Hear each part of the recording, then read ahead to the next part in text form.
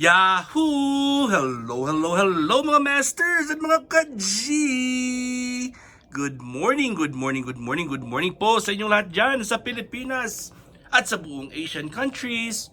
At kung sama kayong lupalop ng ating daigdig, ay hayaan niyo muna kami ni G, the green girly cutie patuti iguana. Nabatiin po kayo ng good morning, good noon, good afternoon, good evening, at good night na po sa mga ready ng matulog.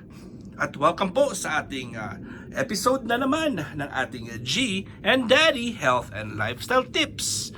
Pero bago sa lahat po, bago tayo mag-umpisa, ay babatiin ko muna yung aking asawa, si Mami Josie, ng happy 11th anniversary. And po, kami po ay nagsa-celebrate ng aming 11 years nang kinasal po kami sa simbahan.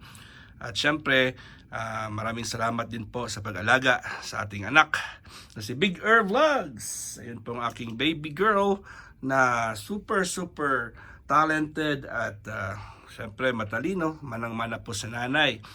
Yun, so congratulations po at nasa Pilipinas pa sila at yun po, kami po ay nagsa-celebrate na ng LDR 11 years ng aming wedding anniversary. Alright, so mga masters at mga ka-G, let's proceed po sa ating topic ngayon. So tayo po ay nagre-lecture about headache for how many days na po. Headache po yung topic natin. Siyempre sa headache po ay along the way po ay meron po akong mga na-miss. So siyempre pwede naman natin yan balikan. Okay? So estimated po ng mga tao ay 95% ay nakakaranas po ng headache all throughout their life. So 95% po. Hindi naman lahat, siguro mayroon naman iba na hindi talaga nakapagranas ng headache. Pero 95% talaga ay nakaranas ng headache, 95% of their lives. So, yun po yung fact. Okay? So dito mag-explain po tayo. Diba, mayroon tayong 3 types of headaches and paano po ito i-relieve. Okay? So, ang pinakauna po is tension headache. Tension. Okay? So, na-discuss natin ito kahapon, ang tension headache. Tension headaches are very severe, as in very malala po ito, ang tension headache. And then relatively rare and must be treated by a physician. So usually ang tension headache po ay malala, kailangan po talaga ito na dalhin po sa doktor according po sa source natin. So ang cluster headache naman, ito may isa pa, recur in groups of cycle or cluster and affect more men than women. So may cluster headache, part na yun po yun ng tension headache. So typical last several hours. Mga ilang oras po yan ang tension or cluster headache. So pareho yata yan ang tension headache lang pala, tension headache. Typically last several hours. Usually affects the front, top, and side of the head. So parang buong ulo na yan kasi sa gilid, sa likod at sa harapan ng iyong ulo ay masakit talaga. Diba? Can lead to difficulty falling asleep and staying asleep. So na mahihirapan ka makatulog at mahihirapan ka ring manatiling tulog. So ito talaga ay nagbabother talaga po sa iyo. That's the tension headache. So can cause irritability and disturb concentration. So siyempre pag meron kang cluster headache, tension headache, ay malaki ang chance na hindi ka talaga makapag-concentrate mga masters. 'Di ba? So can cause mild sensitivity to light or noise. So meron po tayong irritable po tayo. Sensitive po tayo, konting galawan lang, konting ilaw lang, o kung minsan konting ingay ay very sensitive po tayo. Yung iba dyan nagre-react agad. Ano naman po ang cluster headache? Ang cluster headache po mga masters and mga ka-G are very severe. So kung severe po ang natin, yung severe tension headache is also severe. Ang cluster headache is also severe. Very severe siya po. Relatively rare and must be treated by a physician. Pareho din po sila. Okay, pareho din po sila ng case ng tension headache. So sudden, biglaan na po ito. Debilitating pain on one side of the head. So one side lang po yan mga masters. So ang cluster is one side of the head. Ang tension headache is sa harapan, sa likod, at sa gilid. O, di ba? So, yun na pong difference. Okay? So, watery eyes. So, meron dyan, pag may cluster headache ka, sa isang side lang po ng ulo mo at may watery eyes ka, parang lumuluha ka. Nasal congestion or runny nose on the same side of the face. O kung saan ka po, ay merong sakit, the side, doon din po nagdi-drip yung iyong sipon. Meron pong dripping or meron po siyang runny nose or nasal congestion. So restlessness, inability to get comfortable. O di ba? So syempre hindi ka komportable, restless ka. O pagalaw-galaw ka diyan or medyo hindi ka makapag-relax. Okay? So yun po ang cluster headaches. And let's proceed to migraine headaches, mga masters and mga ka-G. Migraine headaches. There are about 20 million migraine attacks happening every day. Grabe. Usually very common ang migraines. Okay? Migraines are a common type of headache. So isang example lang po ng headache ang migraine.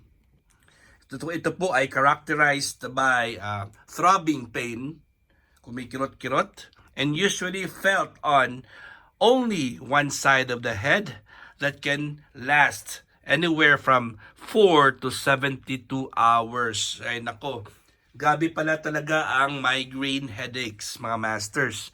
Kasi umaabot po ito ng 4 hours to 72 hours ang kanyang atake. Okay, in addition to nausea, ay pagsusuka-suka ka at saka medyo yung ulo mo, lightheaded ka. Okay? And sensitivity to light and sound. Symptoms include, ano pa po ang mga symptoms ito ng migraine headaches?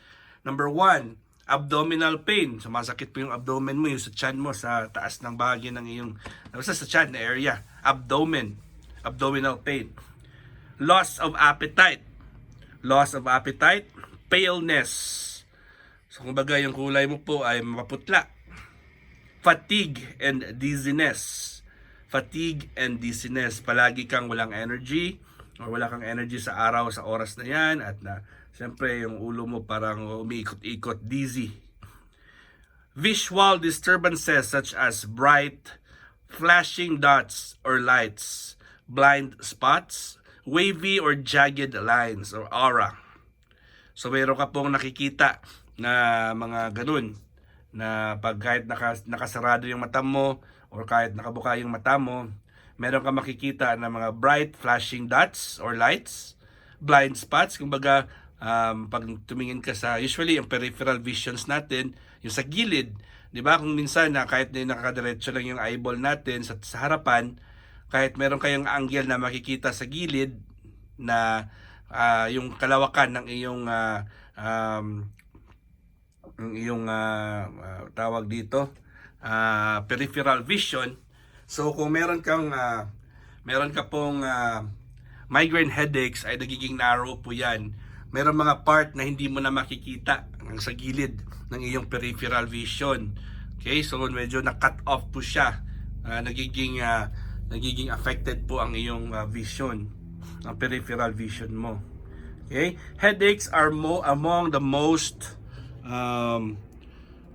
common pain related conditions. Ito po yung pinaka-common na mga sakit ng tao, headache po yan. Okay? With 1/2 or 3/4 of the world's adults experiencing a migraine or a type of headache in the past year. So very common po yan according sa census po. Okay? So very common talaga ang headaches. Okay? So let's proceed. There are many ways or there are many simple things that can be done at home to relieve our headaches. Marami po tayong pwedeng gawin. Whether it's a tension headache, cluster headache, or migraine headache. So depende. Kahit anong pang headache yan, meron tayong magagawa sa bahay natin na mga solusyon. Take notice of your computer and phone screen. Are they to maximum brightness? O, yun na po mga masters and mga ka-G, ang mga cellphones po natin.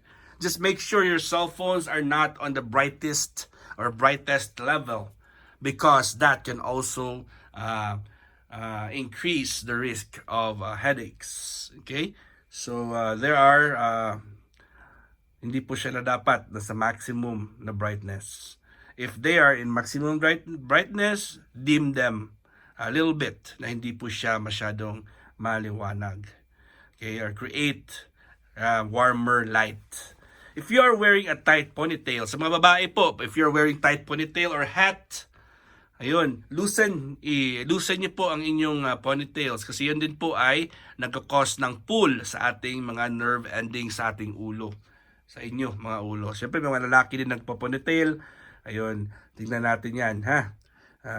Baka yun ang pressure sa ating scalp. Make sure to drink plenty of water and avoid consuming any alcohol beverages in order to avoid dehydration. So kapag meron ka pong tension headache, cluster headache, or migraines, make sure na wag muna kayong uminom ng alcohol kasi dehydrated ka na. Isa sa mga reasons ay dehydrated ka na. Kung uminom ka pa ng alcohol, mas lalo ka magdi-dehydrate kasi po ang alcohol is a dehydrating or a diuretic.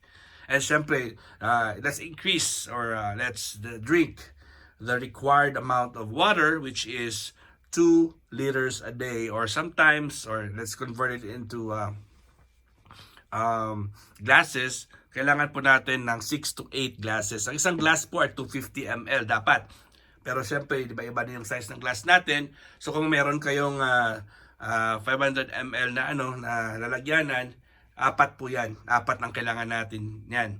At syempre, tandaan nyo po, huwag uminom habang kumakain. Importante po yan, mga masters at mga ka-G. Huwag talagang uminom habang kumakain para yung ating digestive enzymes po ay magtrabaho at kaya nyo pong i-break down ang pagkain. Alright, mga masters at mga ka-G, hanggang dito lang po tayo. At sa paganda na naman po topic natin. Again, this is your Master Worm and G, God is great. Yahoo!